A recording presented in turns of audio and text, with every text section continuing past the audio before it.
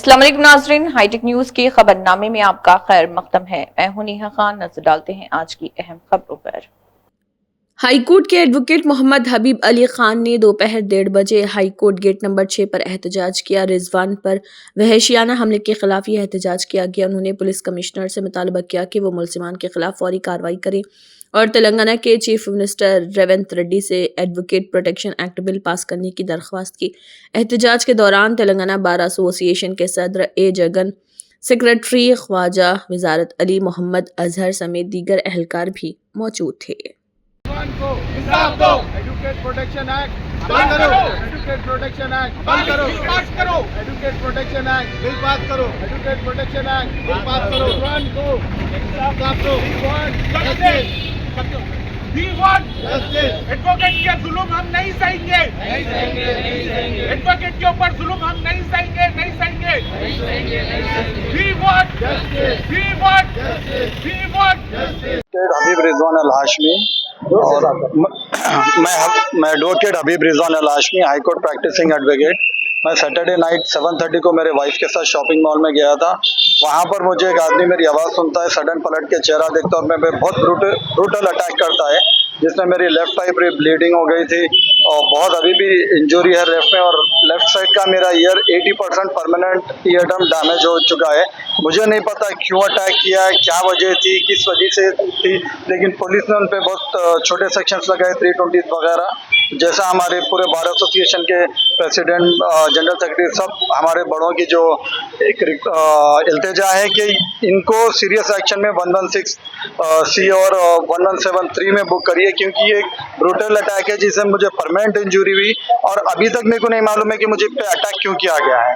तो बस मैं पुलिस का और सब यही रिक्वेस्ट करता हूँ, प्लीज़ इसको सीरियस लीजिए। ऐसा नहीं कि हम एडवोकेट्स हर किसी के जो अपनी आवाज़ नहीं उठा सकता उनके लिए लड़ते हैं, हमारे लिए भी आप लोग को ठहरना ज़रूरी है। शुक्रिया। कुछ भी, मैं शॉपिंग कर रहा था मेरी वाइफ के साथ, मैं एक आदमी पलट के मेरे को देखते कि अटैक कर देता है। बस मुझे नहीं पता वजह क्या है। आपका पर्सनल इशू कुछ भी था सर? नहीं, किसी से नहीं है, सिर्फ हम लोग केसेस लड़ते रहते, कौन किससे ग्रज रख लिया, किसको क्या दुश्मनी है। ये 99 वर्ल्ड शॉपिंग मॉल ईदी बाजार पे आता है। ईदी बाजार के शॉपिंग मॉल में हुआ, मारने की वजह कुछ होना चाहिए। नहीं मालूम मेरे को, जैसा मेरे पे अटैक हुआ कई देर तक मैं सुन बैठ गया। उसके बाद में फिर पुलिस स्टेशन गया, मैं ना पूछा ना मौकूफ में था, पूछ लेते रहे तो और ज्यादा अटैक हो जाता था। तो ये आपको कितने जने मारे? मेरे को एक ही जना मारा, मगर मैं अनएक्सपेक्टेड था। वो बंदा सडन पंचेस मारना शुरू कर दिया, मैं एकदम ब्लैक आउट हो गया, मैं वहीं पर बैठ गया कहीं कितने की देर। हम यही चाह रहे हैं कि इसकी इंक्वायरी करो और इस पे सीरियस सेक्शन बुक करो, ताकि आगे जाके कोई एडवोकेट जो दूसरों के हक के लिए लड़ता है उस पर ऐसा अटैक ना हो। पहले भी ऐसा हुआ क्या आपके साथ? नहीं, ये फर्स्ट टाइम है मेरे साथ। ऐसा तो देखिए साहब, हम लोग हजारों कईयों केस लड़ते रहते हैं, किस किस पे डाउट करेंगे ये तो बोलना भी मुश्किल है। पुलिस का काम है कि पुलिस अरेस्ट करे थे सैटरडे के दिन, फिर नाइट में छोड़ दिए, फिर संडे के दिन जब ये पूरा एडवोकेट कम्युनिटी पूरी जब ये बात फैली, जब डिमांड करे तो फिर संडे के दिन दोपहर में बुलाए थे। उसके बाद क्या करे उसके साथ मेरे को कुछ भी पता नहीं। एफआईआर दिए जिसमें से माइनर सेक्शन बुक हुए, बोल रहे हैं कि अल्टर करेंगे, अभी तो करे नहीं करे नहीं पता। के साथ छोटे सेक्शन में बुक करके अटेम्प्ट टू मर्डर है ये, और अगर नहीं है तो हमारा डिमांड है कि एसआईटी क्रिएट करिए। जैसा पुलिस वालों के खिलाफ एक्शन लेते स्ट्रिक्ट, वैसा वकीलों के खिलाफ, क्योंकि पुलिस वालों को भी जब जरूरत पड़ती तो वकील ही इनको सपोर्ट करना पड़ता। आज अगर आप हमारा साथ नहीं देंगे तो हम सारे वकीलों को बोलेंगे कि पुलिस का कोई केस लेके लगो करो। उनके ऊपर छोटे से केस मिनिमम उसके बुक हुए और अटेम्प्ट टू मर्डर का केस बुक करना और एसआईटी क्रिएट करना, ये हमारा डिमांड है। Association, we are strongly condemning the attack on the Rizwan, and we are now already spoken to the DCP, saying that DCP has to register a crime under non-bailable sections, and also my brother advocate received a grievous injuries, and if the police are not registering the crime against the concerned fellow under the non-bailable sections, we are going to be made representatives before the DGP and as well as the Honorable Chief Justice, and we are going to be conducted dharna in front of the police station. If the police are not going to be registered in non-criminal section, we are going to take a strict action against the police and as well as the other persons. Now I am requesting on behalf of the media, requesting the concerned police to immediately register the crime on non-criminal section and register the culprit. Otherwise, we will take action against the concerned people. Thank you very much. Khan high court advocate, आज Telangana high court association की तरफ से सो रिजवान के ऊपर जो brutal attack हुआ है उसको हम पूरे तमाम हाईकोर्ट एडवोकेट के एसोसिएट पूरे उसको कंडेम करते हैं, जिसमें आज जगन साहब, प्रेसिडेंट साहब और सेक्रेटरी साहब और हाईकोर्ट एसोसिएशन के पूरे मेंबर्स यहाँ पर आके करके आज रिजवान के लिए ऐसा प्रोटेस्ट किए हैं। ये रिजवान के ऊपर एक एडवोकेट के ऊपर अटैक होना एक जुडिशरी के ऊपर अटैक होने के बराबर है, एक संविधान के ऊपर अटैक होने के बराबर है। हाई कोर्ट एडवोकेट रहो, कहीं के भी एडवोकेट रहो, we are after all one family. एक एडवोकेट के अटैक होना दूसरे एडवोकेट के ऊपर अटैक होने के बराबर है।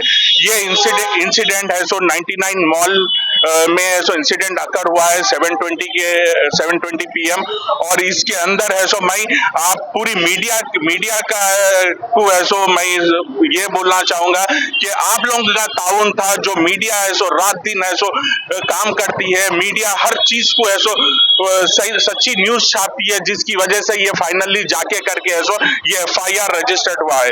ये FIR का नंबर है 276 of 2025 और इसके अंदर है सो सेक्शंस बुक हुए हैं 126 of 2, 115 of 2 BNS।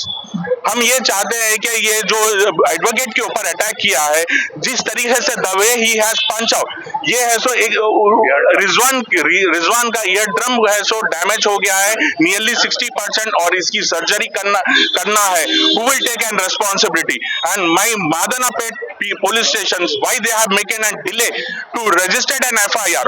और मैं चाहता हूँ कि जो एक्यूज है जो रिजवान के ऊपर अटैक किया है उसके ऊपर सीवियर से सीवियर एक्शन लो, उसके ऊपर ऐसा नॉन बेलेबल सेक्शन है उसके ऊपर रिकॉर्ड करें।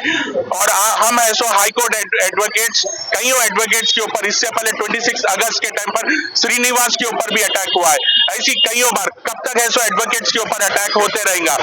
और मैं चाहूंगा कि हमारे CM रेवंत रेड्डी साहब एडवोकेट प्रोटेक्शन एक्ट के ऊपर काम करें और एडवोकेट प्रोटेक्शन एक्ट लेके आए। और मैं आप मीडिया का बहुत शुक्रगुजार हूं कि थैंक यू वेरी मच। आप सभी की वजह से जितने जने यहाँ आए हुए हैं, आप सभी की वजह से ये FIR बुक हुआ है। इंशाल्लाह रिजवान को इंसाफ मिलेगा। अस्सलाम वालेकुम वरहमतुल्लाह।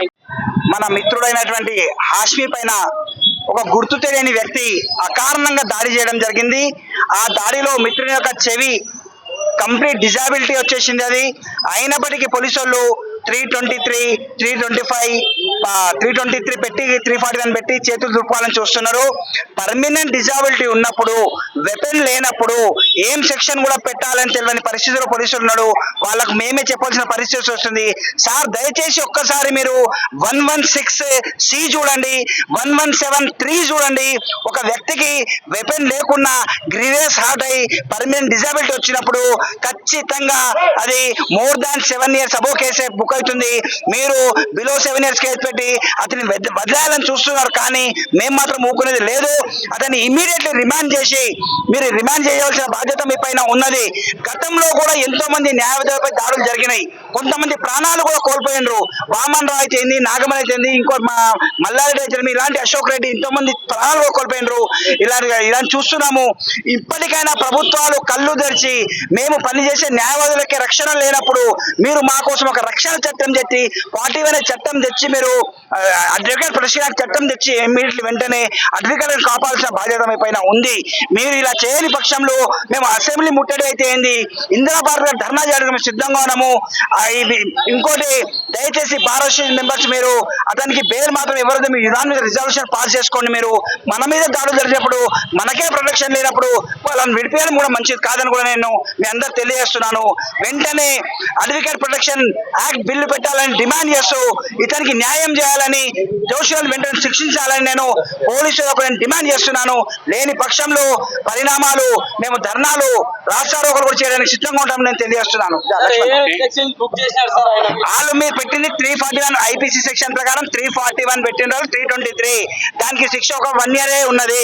వాళ్ళు ఏంటంటే 41 ఇచ్చి విడిచిపెట్టాలని చూస్తున్నారు. కానీ పర్మనెంట్ డిజబిలిటీ ఉన్నప్పుడు 116C వస్తుంది, 117(3) వస్తుంది. ఒక్కసారి ఆ బుక్ చదువుకొని కేసు బుక్ చేయమని రిక్వెస్ట్ చేస్తున్నాం మేము పోలీసులకు చేస్తున్నాము. ఇప్పుడు మన మిత్రుడు నాంపల్లి కోర్టు నుంచి కూడా వచ్చారు లక్ష్మణ్ గారు, అతను కూడా 2 మాటలు చెప్తే ప్రొటెక్షన్ యాక్ట్ పైన. ఈ రోజు మా మిత్రుడు రిజ్వాన్ గారి మీద జరిగిన దాడిని నాంపల్లి న్యాయవాదిగా తెలంగాణ న్యాయవాదుల పక్షాన ఖండిస్తున్నాము. అంటే ఈ రోజు తెలంగాణ వ్యాప్తంగా న్యాయవాదుల మీద దాడులు జరగడం మనం చూస్తున్నాం. షాపింగ్ మాల్లో షాపింగ్ చేయడానికి కూడా రక్షణ లేదు ఈ రోజు న్యాయవాదులకి. అంటే కన్సర్న్ 307 అట్రాక్ట్ అయ్యే సెక్షన్లు కూడా లేకుండా, అంటే పోలీస్ వ్యవస్థ ఏం చేస్తుంది, హోమ్ మినిస్టర్ ఏం చేస్తున్నాడు, న్యాయవాదులకు రక్షణ చట్టం కావాలని ఈ రోజు నాంపల్లి కోర్టు నుంచి కూడా మేము CJIకి లేఖ రాయడం జరిగింది.